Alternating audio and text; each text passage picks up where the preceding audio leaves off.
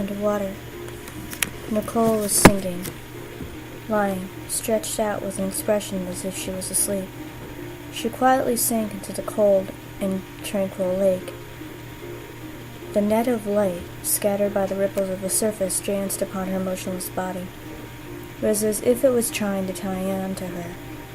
Her kind face could no longer have those expressions that were full of energy, the feelings of joy and fun that would spread to everyone around her, the anger she had towards the weak, and the endless tears she had in sorrow. None of them were going to appear again.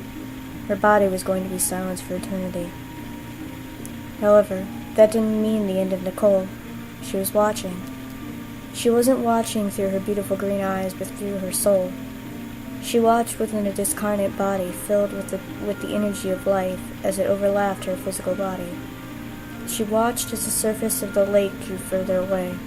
She watched as the human shapes gazed at her from the hazy other world. The world where things were alive was another world to her.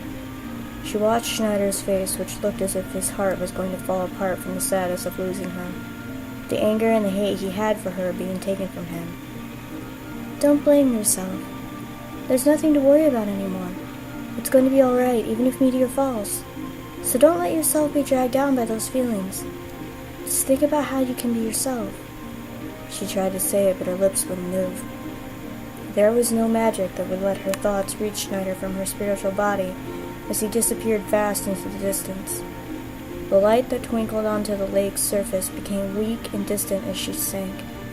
She fell smoothly into the depths of the Cetra ruins, the forgotten city. Nicole, the last remaining survivor of the Cetra, had fulfilled her mission to protect the planet.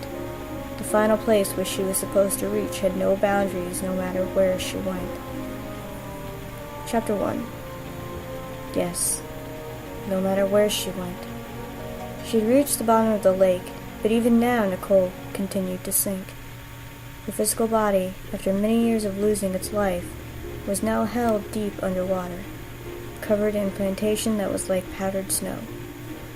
It told of how she was now separated from her short 22 years of life for eternity. The vessel that had been separated from the soul was going to return slowly to the great earth and the pure water. Nicole's consciousness was moving to the next lower level. Nothing changed as she breathed lightly in the dust that floated around her. Nicole continued to seek through the heavy layer of precipitation. The only thing she could see was darkness, but it was a warm, tender light in this world where she didn't feel lonely. She soon realized that it wasn't dust or mud that she was feeling. Her senses had adjusted so that she could feel the things around her. Her 5 senses were at a higher level that let her feel the true nature of the objects. The world she could see now was not of darkness. She was inside some faint green light that wrapped around her. At the same time, she recognized what she saw. Energy that was split into thousands, no, billions of streams were flowing and circulating around every nook of the planet. The flood of light that engulfed her was one of the streams that separated from the rest. The amount of Mako energy that the planet had was far beyond human expectation and could not be presented by mere figures. Nicole watched as if the planet was beating with life. She watched the billions of the life stream that drifted around. She recognized the source of life of which everything returns to. It was a place full of energy where countless souls were merged together along with their knowledge and experiences. Even their memories were unbound from them, but Nicole was whole. She remained herself in the place where the consciousness of the dead flowed and swirled about, keeping the character she had when she was alive. She retained the consciousness of the Nicole Gainsborough she once was, and she was now drifting with a life stream. She didn't know what she would become this way. As the last surviving Cetra, she had the role of maintaining the great Earth's richness during her life's journey. Nicole talked to the planet, talked to the consciousness of that, which was part of the life stream, that is. She was told that death was not the demise of life. Most humans thought death meant that they would become nothing, having their consciousness engulfed by darkness, never waking again, a nothingness that can't be comprehended. They thought death meant to be totally annihilated. That's why humans feared death. They were afraid of losing their existence. Even if they themselves realized that they were a race that had a short lifespan, there were many that wanted to avoid it, even those that had reached an old age after a fulfilling life. Nicole knew that death didn't mean to be annihilated. She even knew that the world that a Cetra would reach in the end once they had fulfilled the mission they had on the planet. That was why she accepted death fearlessly, even when she had a strong feeling that it was going to happen to her soon one day. She fulfilled her mission the way she would have without any fear. Her heart was at peace, even though the humans who lost their power to speak with the planet long ago said that she died an unnatural death. She had no regrets, such as wishing she was still alive or because she avoided her mission. Even though she was sad, her heart was in pain. All the companions that she had journeyed with, the people she grew close to for the first time, the mother that raised her and looked after her for 15 years, Elmira, the people that she didn't know too well, the people who she might have met in the future, people she hadn't met yet. It was a fact that she could no longer be with the living. Nicole also knew that the sadness was also with those who she left behind. They didn't know that she still existed as her soul. They didn't need to know. Even if she wished they did, the sadness wouldn't be healed if they knew the truth. The thought of everyone's sorrow made the pain in her even worse. Nicole was in even greater pain when she thought about Schneider. She also had good feelings towards him. At first she thought he somehow had some similarities to her first love. Even so, his looks, voice, and personality weren't similar, and he also made her think of him as a mysterious person. But it soon didn't matter. She loved him much more than her first love. Schneider was her hero, and he couldn't get away from danger. She saw him as someone full of confidence, cool, and had the impression that he would disappear in an instant if she took her eyes off him. She wanted to stay by his side forever if she could. She really wanted to. When she left her companions and headed for the Forgotten City, Schneider's heart was like an egg that was on the verge of cracking open.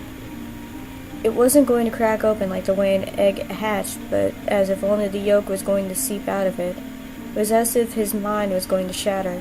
She wanted to comfort him. If she wasn't the last survivor of the Cetra, she probably would have done so without a doubt. However, the pale black and silver white man who was once a hero, had taken over the will of the disaster that fell from the sky. Genova, and was in a state of madness. He was going to summon the most powerful destructive magic, Meteor, using the black materia. Having been passed the mission from her Cetra ancestors, she had no choice but to carry it out. Sooner or later, Sephiroth was going to summon the great meteor that would surely inflict an enormous amount of damage to the planet. It would cause a wound that could destroy the very planet itself. Without doubt, the planet would then concentrate a large amount of the life stream to heal itself. It was Sephiroth's intention to make all that power his. After that, he would become one with the planet and become something equal to a god, who would probably then burn all the humans he hated to death. The future of the planet and the cycle of all life would all end as she knew it. Nicole could sense from the whispers of the planet that something could be done to prevent the worst from happening. She also knew that it was something that only she, the last remaining Cetra, could do. She could only obtain the in-depth knowledge from the Forgotten City, but heading there also meant that she would become the greatest obstruction to Sephiroth's plan. That was where Nicole hesitated. Would she let all humans die, or was she going to avoid such a disaster in exchange for her life? But she never did think about it and was already prepared. When she did hesitate about leaving Schneider in sorrow, she would think about how it would save her companions and the people of the world. She had already made up her mind. There was no other choice. It was all for Schneider, too. And so alone, she set off to the altar that was in the Forgotten City to find out what she had to do.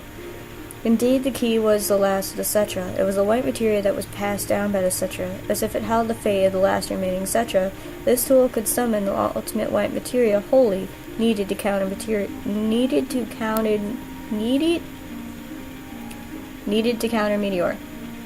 It was the materia that was entrusted to Nicole by her mother and Fauna. She had never used it before and had always hid it inside her ribbon, never leaving her. She had the white materia. Finding out that she had it on her, she prayed with all her heart.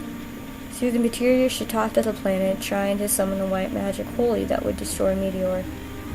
Even the slightest hesitation may have meant that her prayers wouldn't reach the planet, but she'd done it. The requirements were fulfilled before Sephiroth struck her. After realizing her intentions, she accepted the death that she had felt long ago as a sword pierced through her. She looked at peace. But a cry came through to her. It wasn't the sound of her cry. If it was, then she would have felt the blood gushing up through her throat and the fury that forced its way out from the depths of her soul. It was the sound of Schneider's heart cracking. It was the cry of his heart that could never be healed of the grief he had towards Nicole's death, the blame towards himself and the hatred he had for Sephiroth. She was surprised at the great sorrow he had for her. She was a little happy that he thought so much of her, but she also felt the pain that was many times greater. There was nothing she could do about Schneider's suffering, and the pain ached in her heart. The pain continued even though she was in life strain. Although she had lost her body, she recognized the pain by creating an image of herself in her mind. Nicole looked down as she put her hands to her throbbing heart. Before long, she realized something. All around her was the existence of countless number of consciousnesses. There were lots of voices and abundance of memories. Anyone around her was something that she never felt when she was in the Church of Midgar. Like her, the souls of those that had died had returned to the planet were all here. Even so, she couldn't see anyone nearby that had a form like she did. From what she saw, only she retained the image of her past self in the midst of the flowing energy full of different consciousnesses. I wonder if it's because I'm a Cetra. The words came out as a murmur from Nicole. Here, words and thoughts were the same. As an entity of consciousness, her thoughts and feelings were only expressed as waves she emitted. Similarly, that's not right. A huge number of memories in live stream also reached her as all sorts of waves. All around her, she heard whispers of how, if you didn't retain a strong ego, you would soon no longer know which consciousness belonged to you. I was hoping my words would reach Schneider. She puffed out her cheeks a little, looking displeased. She was not affected by the confusion of the various consciousnesses that existed in the sea of memories and knowledge inside the Mako energy. Because of her experience of hearing the voice of the planet when she was young, she had built up a lot of patience. Nicole was raised so that she could retain her own consciousness and not lose her personality. But she understood returning to the planet depended on how she was separated as a whole. Even when water droplets fall into a river, they blend in and can't be seen anymore. No matter how used to things she was, she thought it was odd how her soul could still remain unique in the vast sea of conscious energy. But the live stream must be a Cetra too, just like me. My mother died and she was also a Cetra. It's been 15 years. In that time, maybe I'll disappear and become one with the planet too. Slanting her head to the side, she thought more about it. Will I be able to talk to Schneider somewhere? So that I can tell him I'm fine. It's kind of odd saying I'm fine, but maybe I can be clearer about myself there. Maybe she could be clear about her affections towards Schneider here. Then maybe they would be seen as family or lovers. During her lifetime in Midgar, she felt many souls of the ones that tried to confess their love. Those that still had those feelings, or had those feelings left behind them, could strongly retain their consciousness as a whole. But does that mean I'll disappear as soon as I meet Schneider? I wonder if that's what's happening, or is there still something else I've still to do? At that instant, Nicole felt something like an electric shock surge through her. She clenched one of her hands into a fist and hit the palm of her other hand as it struck her. It was only her imagining her phantom self hitting her hands together, but she could clearly hear the bang. It makes sense. There's a meaning to all this. There must be some reason why I haven't merged with the live stream yet, and why I am still here is why I am. Like how I was the only one in the world that could summon Holy from the planet. There might still be something left that I have to do. Just when the thought crossed her mind, she felt a little commotion from the planet. It wasn't from the individual consciousnesses, but the planet as a whole, as if to confirm that she was thinking. I see. I wonder what it is. Her question was answered with silence. The planet, too, had yet to know what it was. She smiled like the flowers that she used to sell in the slums.